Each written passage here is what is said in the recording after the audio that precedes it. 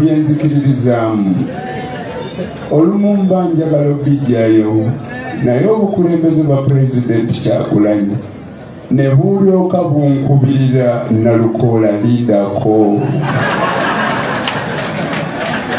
ekyo ekyokulwanyisa lindako okukijjayo nfaanana ng'omwangu gw'oyinza okuyiikiriza naye amazima oba olowoozezza bubi.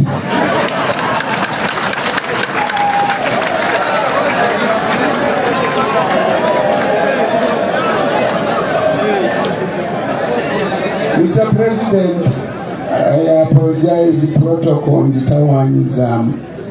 Warm greetings from the people of Kawempe North.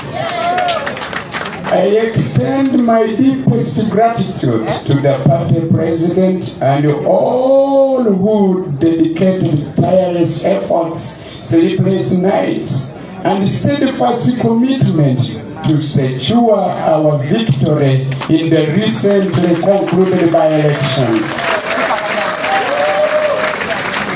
This win, however, is overshadowed by the mocker of democracy we witnessed, ladies and gentlemen. Without the rule of law we hold sacred, this would not be an election but a farce. The militarization of our electoral process demands that we stand firm and united and resolute in defending our rights. To the people of Kawempe North, your courage is unmatched. Amidst brutality and intimidation, you stood firm. Combat vehicles and armed personnel carriers meant to be at war zones or guard our borders were employed and paraded inside the polling stations. Goons shielded by armed forces brutalized citizens for exercising their civic duty.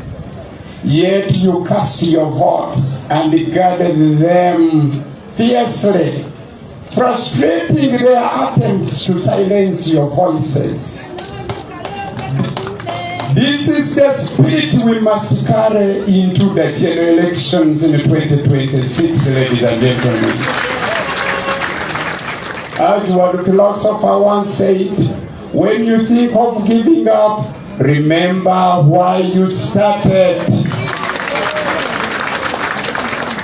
I condemn the actions of ministers, RDCs, and any Mukadas who betrayed their duty to protect citizens. Elections are a platform for dialogue, not intimidation or bribery. This country owes us a duty.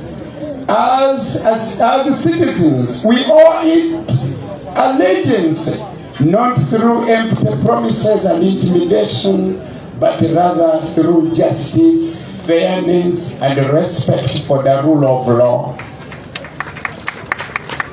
The targeting of journalists during this by-election is a stain on our democracy.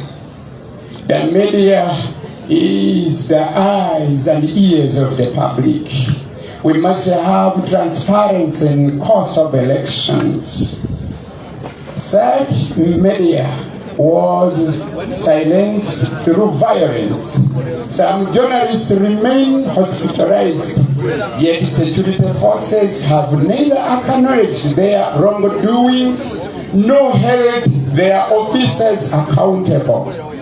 Instead, they seek to reward those who brutalize journalists and our supporters.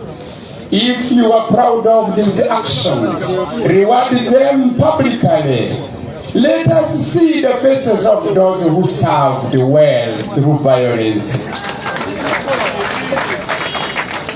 We take this occasion to appreciate benevolent people from all walks of life, locally and internationally, who chose to stand with us when we were campaigning and when our rights and the rights of the people of Kawempe North were being violated.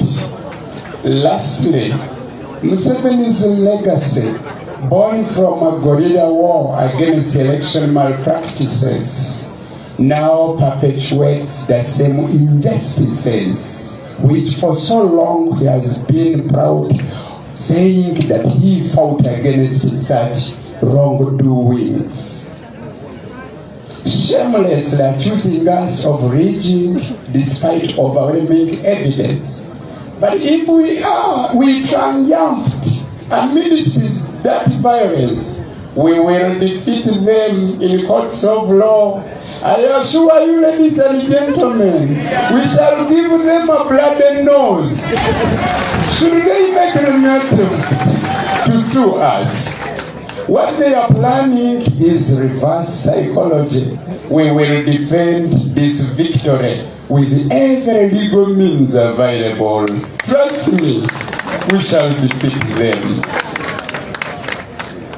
Mr. President, several abantu aba bakumyuka mbasamu ekitiibwa, leader of opposition, secretary general waffe, bamemba ba parliament abalungi, bannamawulire, bamemba b'ekibiina, abakulembeze ku buli mutendera, bafoot soldiers abalungi, bannange, basebo ne bannyabo abalungi, mbalamusaako n'eddoboozi okuva e Kawempe North Constituency.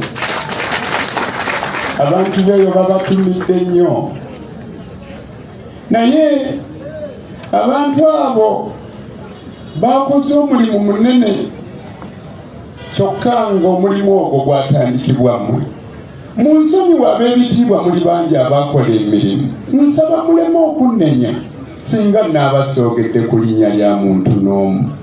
Omuntu omu ayinza okunyiiga olw'okubanga muwadde eccupa y'amazzi emu bw'eti, naye ate yafiirwa omugulu gwe, y'ogenda kumuwa ki olyokozeewo omugulu gwe? Mukkirize nti buli omu w'amaanyi, buli omu yakola kinene, era kwe kusoomooza kwendaba okuzze gye ndi ng'omukulembeze, ndizzaawo ntya amaanyi ago ge mwakozesa okwewaayo obuvumo obwo, okuggyako okusaba Katonda yekka y'aba abawa empeera esinga, kuba y'alina obuyinza n'ennannyini bintu, y'alagira ekiba ne kiba. Era bw'ataba kuba Katonda temwandirabye omukulembeze ono Nulukoola ayimiridde wano olwaleero. Tutuuse okusiima kwaffe gye muli mwenna abantu b'ensi eno abaasalawo okuyimirira nga temugooka ne mugamba nti twagala eddoboozi ly'abantu liwulirwe nga tiriyo alifootola. Obuwanguzi obwo twabufunye, naye obuwanguzi bwaffe obwo bubutikiddwa ekiguumaaza. Ekiguumaaza ekireetebwa abo abatudde mu buyinza abagamba ebbanga lyonna nti baleeta eddembe, baleeta demokrasi. Kyokka bw'otunuulira General Museveni alabika ng'ate era ye yennyini ayagala okubeera ng'afuga ate nga yali ne ku luuyi oluvuganya, kubanga ebifo byombi abyagala bassebo ne bannyabo. Ate nze saagala kukkiriza byogerwa nti oba oli awo awuddiisibwa, kuba musajja mukulu amaze ebbanga ddene mu buyinza era nga yeenyumiriza mu kubanga wa security ennyo, naye tayinza kubanga tasobola kufuna anoonyereza ayeetengeredde amubulire ebiri e Kawempe. Singa yali akozesa bulungi okunoonyereza yali badde azuula nti tewaliwo na bwetaavu bwa kuteekawo avuganya ng'ava mu kibiina kye mu kalulu kano, kuba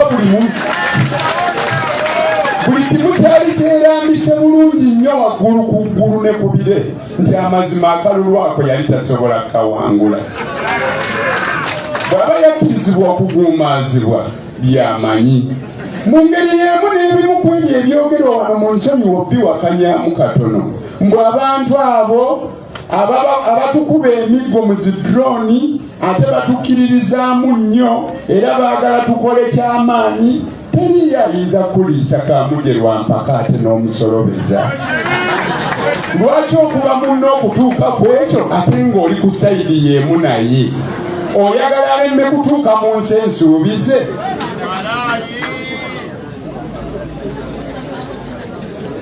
Abantu b'e Kawempe North tubeebaza mu ngeri ey'enjawulo olw'obuvumu bwe mwalaze nga bwa waggulu nnyo okusobola okuyimirirawo nga temukkiriza kutiisibwatiisibwa na kutulugunyizibwa. Ne baleeta agamotoka aganene agalina okweŋŋanga entalo n'okukuuma ensalo zaffe nga Uganda, ate ne bagaleeta awalondebwa we tusuubira emirembe. Sebo